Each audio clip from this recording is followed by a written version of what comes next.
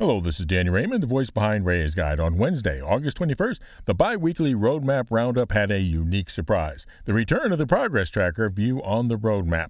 And while the new view is better than months and months of no information, I have mixed feelings about this because the Progress Tracker has consistently been misunderstood and misrepresented by fellow content creators. The reason starts with the name. The Progress Tracker does not track progress. The definition of progress is advancement towards a goal, and by calling it the Progress Tracker, some content creators presume that if the bar ends, the feature is complete. And as CIG has often said, the end of the bar only measures the end of the work assignment has happened. Work does not always mean progress. The difference between work and progress is effectiveness, and effectiveness is something every manager wishes that they could control but can't. So you might think of these as work assignments, except they aren't really work assignments either. They are time assignments, and time even less means work because there are always inefficiencies and distractions.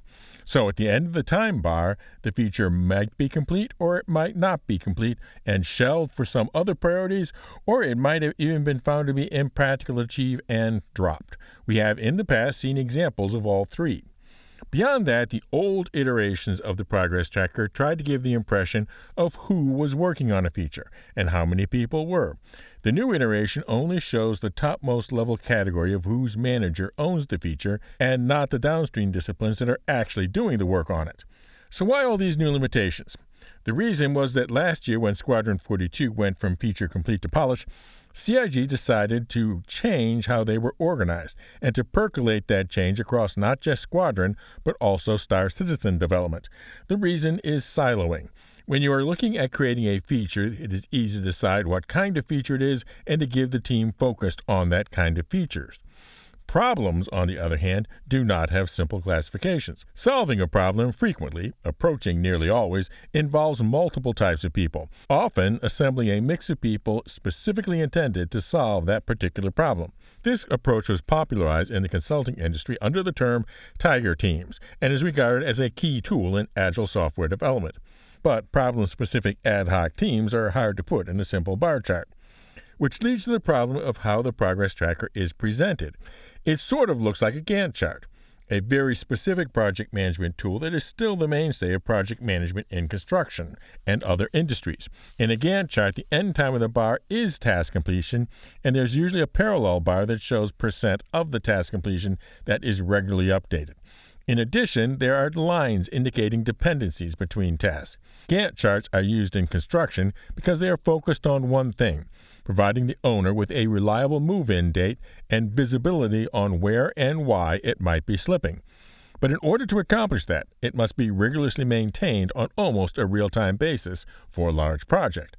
But software is not so certain. You can't look at a piece of code and see how much more coding hours is needed on it, or a piece of art and how much more work is needed to finish it, the way you can measure the quantity of concrete that has been poured and how much more concrete still needs to be poured because, unlike game design, construction is, well, more concrete. So the most that the Progress Tracker, despite its name, can be looked to is an indication of what top-level managers are supposed to be focused on and the rough idea of how much longer they think they will need to be focused on it. And with that framing out of the way, so what is actually good for if everything is uncertain and variable and there's no way to be sure if it actually connects with the actual progress or completion? Well, it gives a window into what CIG wants to happen. First of all, any bar that goes to the end of December of this year is meaningless. That's simply the end of the planning year, and it is simply as far out as they are willing to draw the bars until next year's planning process. It absolutely should not be taken as the feature of base building or crafting or whatever is going to be done at the end of the year. It means that it is not going to be done at all this year, maybe not even next year. We'll learn that after the planning process next January. That also applies to the 4 teams doing cleanup on Squadron 42. Do not presume from the roadmap that cleanup and polish on Squadron 42 isn't going well into next year or even beyond. So what about the bars that don't go to the end of the year?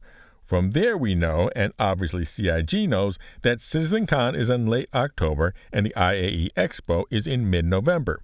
Those dates are in concrete. So look at the items that show completion dates in October.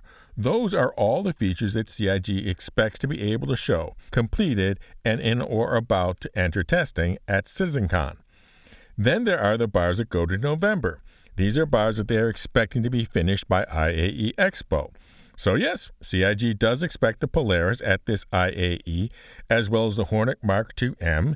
It also shows the Mark II Ghost and Tracker earlier than that, as well as the Zeus ES at the end of this month and the CL at the start of October. I suspect that all of these ships, in their flyable price increases over concept, to be part of the Citizencon-related ship sales. It also means there are several unannounced ships at IAE. Note that the task for the unassigned ships ending at Citizencon does not mean that the ship will be straight to flyable. It might. The roadmap doesn't actually say that the task was under the bar. It could be to get the ship developed to just the point that it can be announced, but it does suggest that a very full set of announcements will await us at this year's IAE. But then you take a look at the tasks that are tagged for being part of 4.0, and you see a pattern. They are all scheduled to be done in the second week of October. That is about as close as you can get to a confirmation that CIG's desire is to have 4.0 be a Citizencon announcement. Since they are undoubtedly trying for a big announcement at Citizencon, my expectation would be either a jump from Evocati to Open PTU or a jump from Evocati to an unlimited tech preview channel event. Either way, I think that they will be looking for the NDA to be active on 4.0 until right at Citizencon. Whether it will work out depends on factors that I don't think CIG even knows certainly or has control over. But this new progress tracker definitely opens a window into their desires. And now for an update on our ship giveaways. To start with, we have a special membership level to cover the cost of doing live coverage of Citizencon with its own giveaway for a hull C, the colossal cargo container carrying craft. And although I am definitely expecting to make the trip to Manchester now, the giveaway will still occur even if for things that I can't foresee, the live coverage has to be done remote. Plus, we have our regular Grow the Channel ship giveaways for the Zippy Zazzy Zafting Zephyr, the Zeus 2 Cargo, which we're just waiting on the subscriber goal for, as well as the marvelous multiplayer multi-role mining meta, the Arasta. One entry per video. Be a member for automatic entry with each video, or subscribe and comment, somehow including the secret word. And the secret word for this video is the construction material that I use as an example. Fly safe, keep it real. I'll see you in the verse. This is Daniel Raymond for Ray's Guide.